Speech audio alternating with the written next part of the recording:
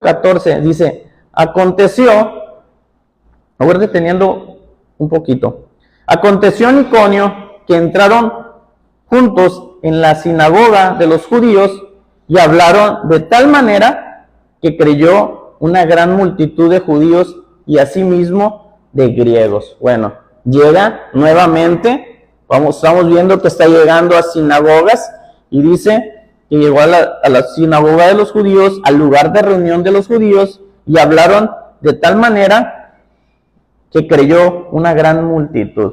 En el griego hay una palabra que dice que cuando dice que llegaron juntos en la sinagoga de los judíos y hablaron, hay una palabra que en griego se dice katato apto. Lo podemos encontrar también en algunas Biblias virtuales, que viene esta palabra, katato apto, que significa de acuerdo a lo mismo. Eso es lo que significa esta palabra, de acuerdo a lo mismo, siguiendo lo mismo, actuando de la misma manera. Esto es lo que significa esta palabra, katato apto, en el griego. Y es la palabra que viene en esta porción cuando dice que fueron a la sinagoga de los judíos. O sea, la interpretación de esta palabra es de acuerdo a la misma manera que venían haciendo en las demás sinagogas, es lo que hicieron en esta porción. En el capítulo 13 nos enseña que desde Esteban podemos ver una forma de cómo iban y predicaban cómo predicaban el evangelio o las buenas nuevas, porque la predicación de los apóstoles, de los discípulos, en todo Hechos es la predicación de las buenas nuevas. ¿Qué eran las buenas nuevas? Jesucristo Salvador, que el Mesías había venido y había sido crucificado y había resucitado y nos había entregado una salvación. Esas eran las buenas nuevas. Y esto es lo que hacía durante Hechos. Podemos ver que ellos empiezan a predicar las buenas nuevas, pero usan un método o una forma de predicar. No sé cuántos de nosotros hayamos adoptado una forma, pero me acuerdo que cuando estaba en el instituto bíblico, había un hermano que cuando iba y empezaba a evangelizar a alguien, usaba el mismo método, ¿verdad? La misma palabra. ¿Estás convencido en tu vida espiritual que si viniera Cristo hoy, irías al cielo? Esa era la forma en que él llegaba. De hecho, es un método de cómo evangelizar. Y de ahí partía de acuerdo a lo que le decía esa persona, empezaba a compartirle acerca de las buenas nuevas. Y siempre cuando íbamos y lo veíamos que íbamos a evangelizar, ya sabíamos qué iba a decir, ya sabíamos la frase con la que entraba, y siempre era su método. Bueno, en este libro podemos ver el método de los discípulos, el método de cómo ellos llegaban. ¿Y saben cuál era el método? La historia de Israel. ¿Por qué? Porque iban a las sinagogas donde sabía Pablo que ellos podían entenderle al hablarle desde la historia de Israel. La historia de Israel desde cuando Dios habla a Abraham. Esteban también menciona eso, y algunas predicaciones o sermones que hemos visto del libro de Hechos empieza con la historia de Israel. Empieza desde Abraham, pasando por Moisés, de cómo fueron librados, de que fueron gobernados por jueces, hasta llegar a David. Y cuando llegan a David, se meten con las palabras que dijo David, que su cuerpo no iba a haber corrupción, y ellos les hacen la referencia que David vio corrupción y que él estaba hablando de su descendencia, de aquel Mesías que había de venir, que no vería corrupción, que aunque fue crucificado, él no vio corrupción, su cuerpo no vio corrupción. Este es el Mesías, es lo que a los que llega la predicación hasta ahí. Este es el Mesías, el que había de venir, y ese es el método que usaban los apóstoles para llegar a las sinagogas y predicar. Cuando entramos en el capítulo 14, dice, de acuerdo a lo mismo, de acuerdo a la misma manera en que en otras sinagogas venían haciendo, ellos dan la misma historia, empiezan a hablarle las buenas nuevas a través de la historia de Israel, que durante ese periodo donde venían evangelizando, hacían de la misma manera. Entonces, nosotros podemos buscar métodos para poder compartir el evangelio, compartir a Jesús. Busquemos ese método el cual nos lleve a compartir esa palabra. Se dice, algunos comentaristas, que si Pablo hubiera sido algún vendedor, si hubiera sido vendedor de casas, hubiera vendido bastantes casas. Si hubiera sido vendedor de algún producto, hubiera vendido demasiados productos, porque él tenía un método para poder llevar y decirles, este es el Mesías. Me creíste todo lo que te dije, estuviste de acuerdo con todo lo que dije, estuviste de acuerdo con lo que dijo David, de que hay una promesa hacia Abraham y todo eso, y cuando llega a que era el descendiente de David, este es el Mesías, el que crucificaron. Los llevaba por una línea de tal manera que cuando les decía, bueno, este es Jesús el que crucificaron, se quedaban sin poder responder porque ya habían ido siguiendo toda la línea.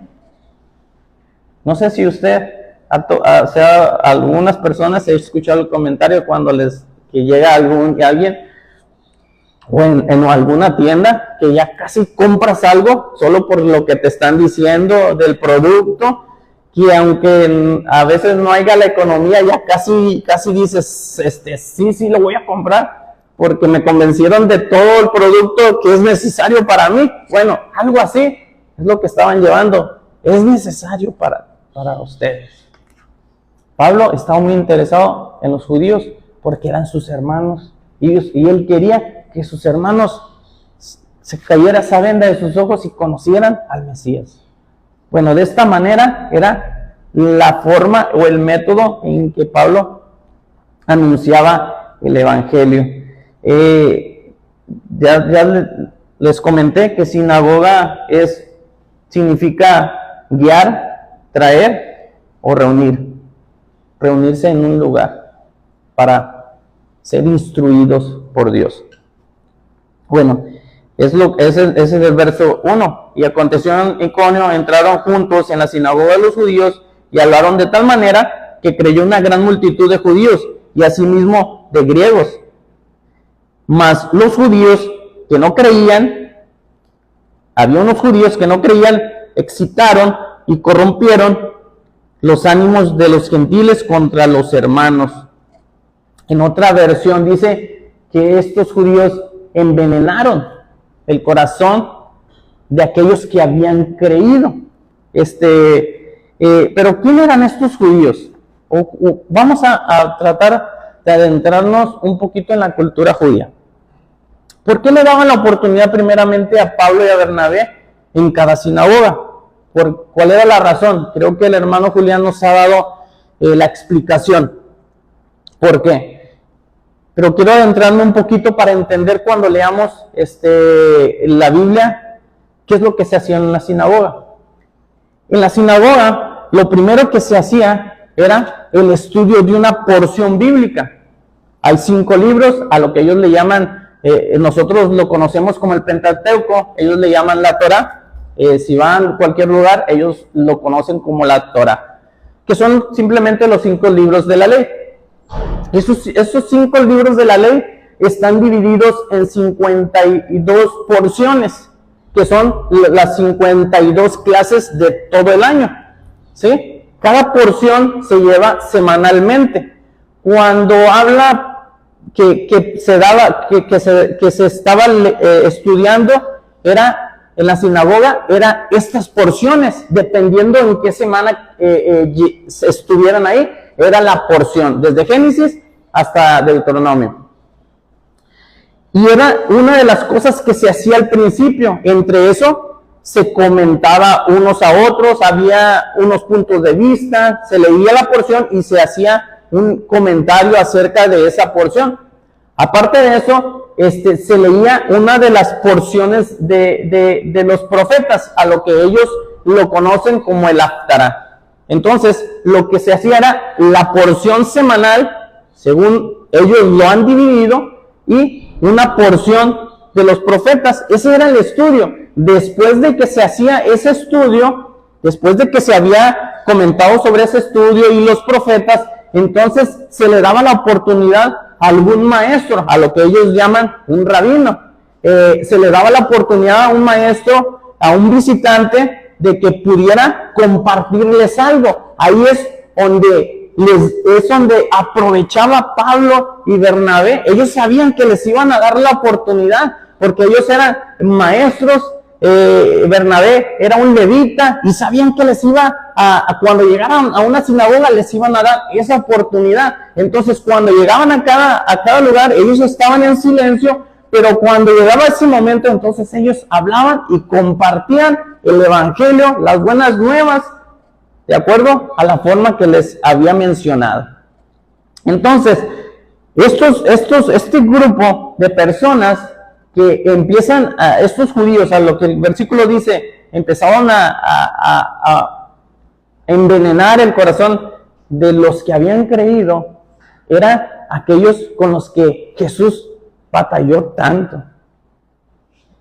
Hace un tiempo estuvimos estudiando Mateo. ¿Cuántos recuerdan las clases de Mateo? Cuando Jesús constantemente estaba batallando con los fariseos, con los sacerdotes. ¿Y cuál era la razón? ¿Quién le acusaban? De que no obedecía la ley, según ellos. Pero a lo que ellos se referían era a que a que Jesús y sus discípulos no practicaban las tradiciones de los ancianos. Quiero tratar de explicar también esto, porque esta es la acusación y el estorbo que hacían los fariseos cuando Jesús estaba compartiendo desde el Sermón del Monte, desde cuando Jesús estaba predicando en todas las aldeas y la fama se estaba extendiendo. Este grupo de judíos que estaba arraigada a las tradiciones de los judíos, empezaban a acusarle y a buscar algo, de tal manera que la gente se desanimara de lo que Jesús estaba compartiendo. Y es la misma cosa que está pasando en este lugar. Bueno, las tradiciones de los judíos son las interpretaciones personales. Estas son las tradiciones de los ancianos. Las interpretaciones personales, o sea, de cada rabino, de cada maestro que le daba a la ley de Moisés. Ellos leían la ley de Moisés y ellos le daban una interpretación y ellos ponían reglas que luego se convertían en leyes o en normas.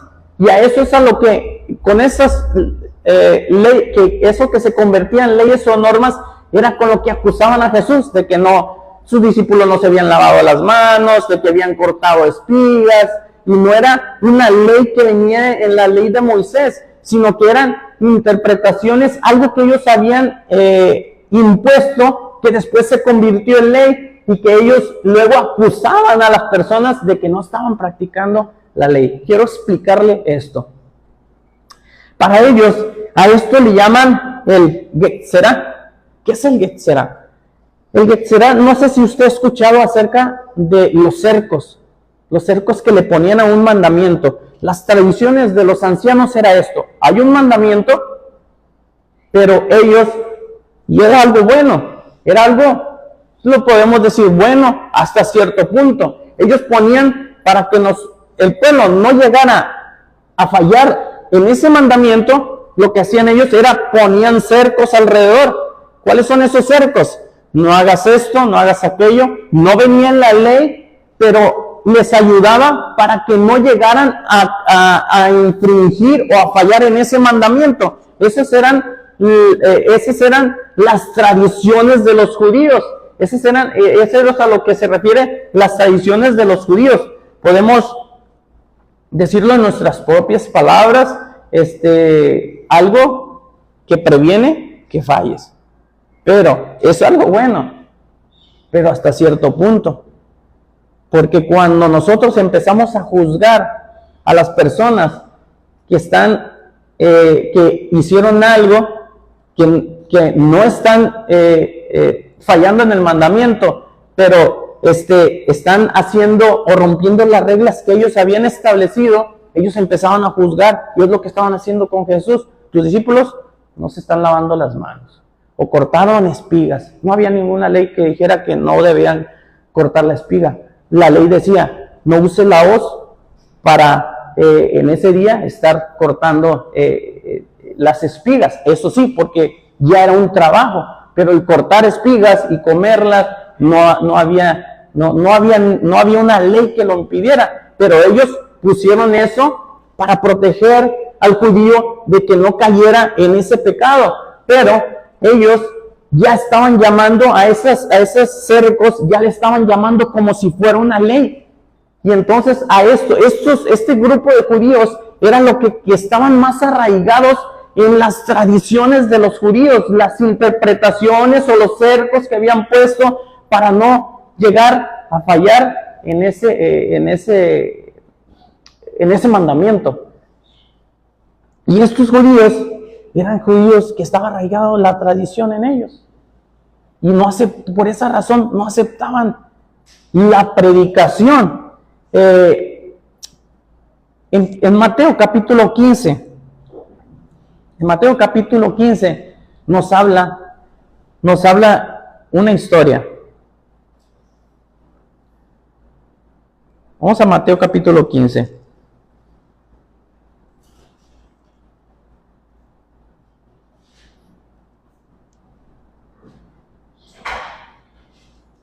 Amén. Y nos vamos a ir directo hasta el 5.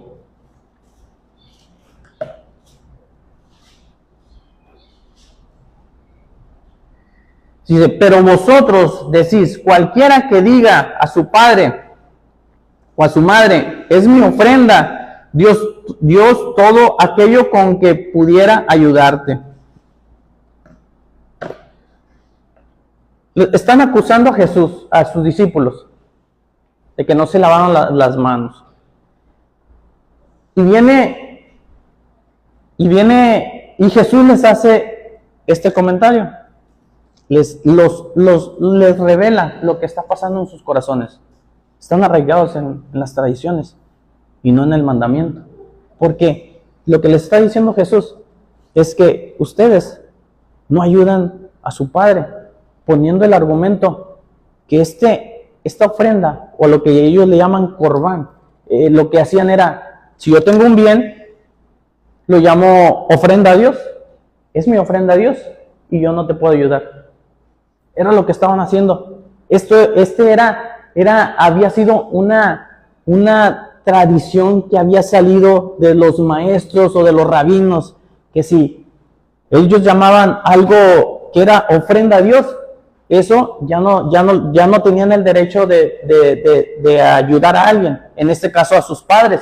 Y les revela su corazón, están tan arraigados en sus tradiciones que se olvidan de los mandamientos, que empiezan a fallar en los mandamientos que sí vienen en la ley.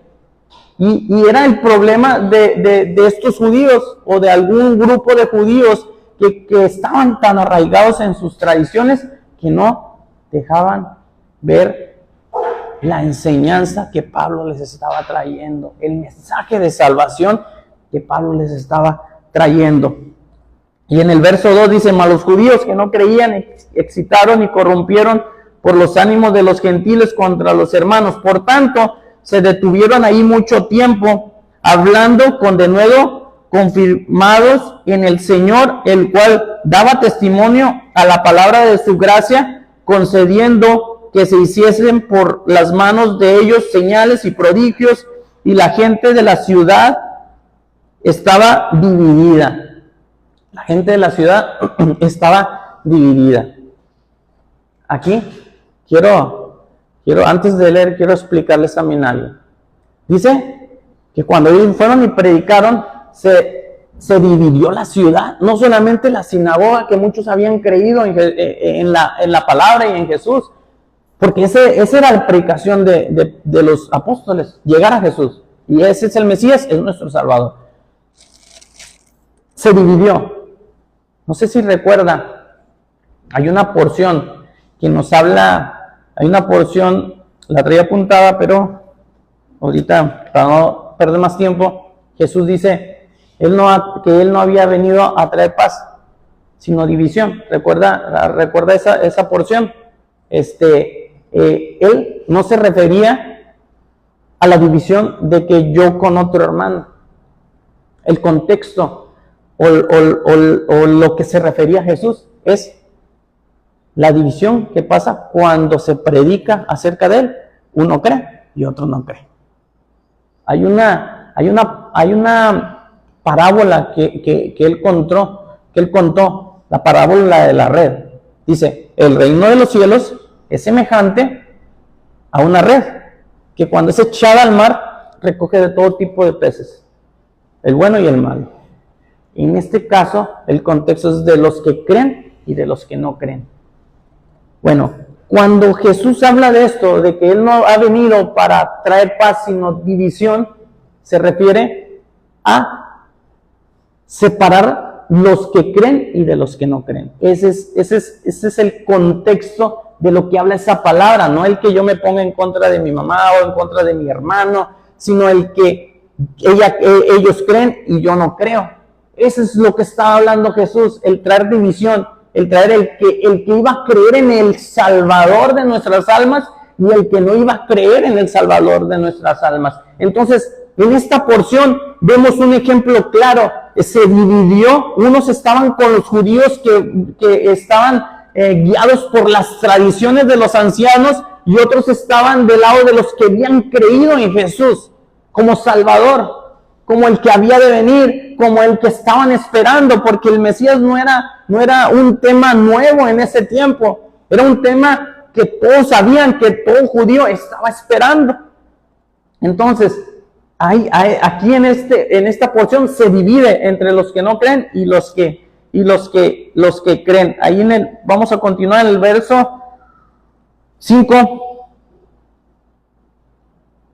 Pero cuando los judíos y los gentiles, juntamente con sus gobernantes, se lanzaron a afrentarlos, a apedrearlos, habiéndolo sabido, huyeron a Listra y Derbe, ciudades de Licoania, y a toda la región circunvecina. Ahí predicaron el Evangelio.